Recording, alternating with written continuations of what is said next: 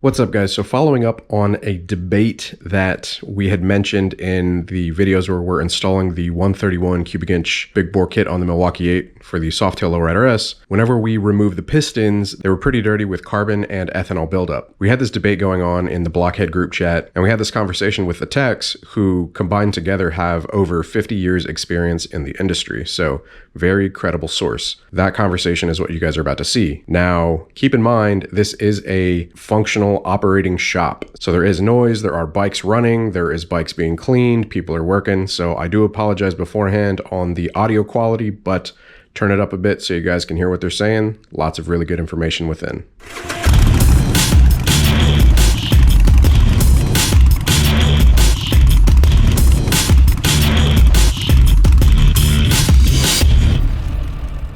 Continuing the debate of ethanol free, build up on the pistons, and go. Hang on, Eric has pointed out that ethanol burns cleaner, which in an EPA standpoint, pollution-wise, maybe it does.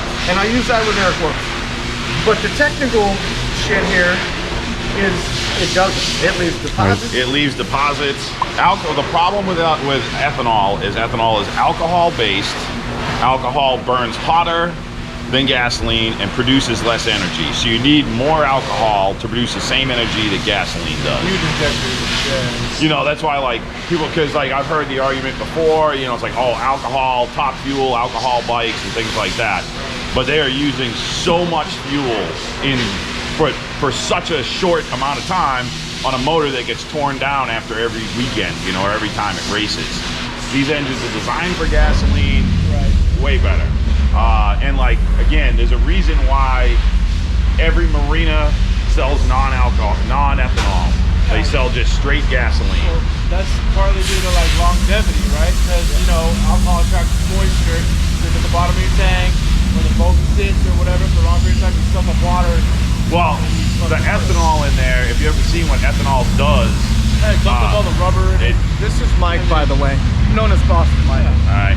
Are we doing a TV show? YouTube channel? Okie dokie. I may not have like, you know, like the experience of you guys. Like obviously you guys have been in the business for a long time, but I have done a lot of research on ethanol. Like my old man's had a couple boats, and so we always used to do non-ethanol. I had a lot of friends that were into like racing. I had a friend, you know, did a full E85 conversion on his turbo Dodge Neon. We're going up to the turnpike, you know, to the Shell on the turnpike, because that was the only place at the time that had E85. Blew his motor up after 10,000 miles, and we pulled the motor apart, and the pistons were like a light brown. Like there was no heavy deposits. From what I gather on Blockhead's pistons, the little black balls, that's all oil. That's carbon. Carbon. Yeah, it's carbon. Now I know ethanol will leave a white deposit. Carbon, well, the white deposit is from heat. And that's like one of the problems with alcohol, any alcohol-based fuel is the heat. It produces so much more heat, and again, you need so much more of it to produce the same amount of energy. You're talking race stuff. Right. You can run alcohol, but you ain't gonna run it for long. And so to make this clear, I am against corn alcohol in my fuel. I don't like it. I never did. I don't like the smell of it. I don't like the taste of it. I don't know. I like corn alcohol in my system. Well, you know? I mean, let's get some Everclear over here. I got some corn alcohol at home. We'll put air on your chest. And all this, like, this wasn't even like the conversation we had in our group chat. The conversation was blow by from the breather ports into the intake. I don't like running the ports into the intake. I don't feel there's a reason. I mean, I know that's EPA government stuff. You guys have to do it, like being in a dealer. But immediately I pull those things down and I dump it on the ground. Right. Like, I don't want that shit in my intake. Right. And I was, you know, it was a conversation with Block. I'm like, hey, you have this awesome motor. Don't dump oil back into it. Right. In the future. Well, I mean, the reason they do it is so that it doesn't end up on the ground. It just gets burned to the motor and it's gone.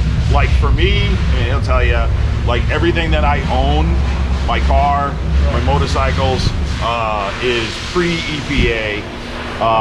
And every one of them, just like my pan head, just has a tube that sticks out the bottom of the motor and dumps on the ground. Hell yeah, Mike. And It's the same with soda. right, exactly. You know what I mean? It's just gonna puke, and that's what it's gonna do. And at the time, they're just like, fuck it.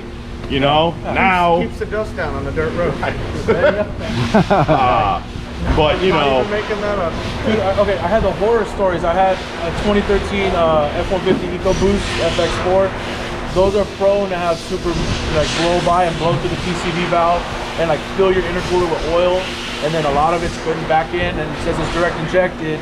You're not cleaning the intake valves off of fuel, Right. So everything's just getting gummed up. The valves are getting hung open. You lose power. So I had dual oil catch cans. Every oil change, I was dumping out almost a quart of oil out of those things. yeah. You know, and so early EcoBoost motor, like that's another thing that's got me about like, don't throw oil in the motor. The only thing you have to watch out for, and this is the same thing why on California controlled vehicles you cannot just tear the charcoal canister and stuff off. Yeah. Is because the mapping on the injection is taking into account, one, the fuel vapors from like a California emissions bike, Right. being sent back into the fuel system. Right. But the same thing on these, like they're putting the oil, like they know that there's gonna be a certain amount of oil going back in and getting burnt in the motor, which makes them a little bit richer. Right. So you have to be careful because the mapping is taking that into account. So you can end up like, if you don't tune it and you just dump a map, Right. and you've rerouted your oiling system Yeah. or the breather system, It's looking for that. exactly. Yeah, that And makes now sense. you've taken that away, and if you just dump a map on it and be like, yep, this is good, it's actually gonna run way leaner and way hotter Yeah. than it was supposed to. And like, you know, lean is mean, but fat's where it's at. Right. Lean will, you accelerate like crazy. See how long your motor lasts on an Exactly. air-cooled motor. Yeah. I mean, I grew up riding two-strokes and rebuilding two-stroke snowmobiles. You know, they run best right before they blow the up. Yeah. It was running great. What happened? Oh, dude, I had yeah. high school. I had a Suzuki GT750, which was a 750 3-cylinder two-stroke street bike. Nice. Mean as a mother. I Bet mean, it this had no thing was brakes. fast as shit. Nothing. Brake, suspension, front forks are about this big around. Nice. Tires are like this wide. You know, it's terrible. But it hauled ass. Yeah, heck yeah. Well, they have a oil pump that pumps oil into the carburetors to mix the fuel. So you don't have to pre-mix, it just automatically does it. While I'm on the highway doing 80 miles an hour and she's running like a motherfucker, like just faster and faster and faster. I'm like, God damn, this thing's running good. Right up to the motor locked up. Because the oil pump had quit, so it wasn't mixing fuel, I'm just running straight gas. Yeah, seized it up, tore the cylinders up, tore the pistons up. No. Yeah, it happens. Going back to what you were saying about, you know, dumping the breathers out to the bottom.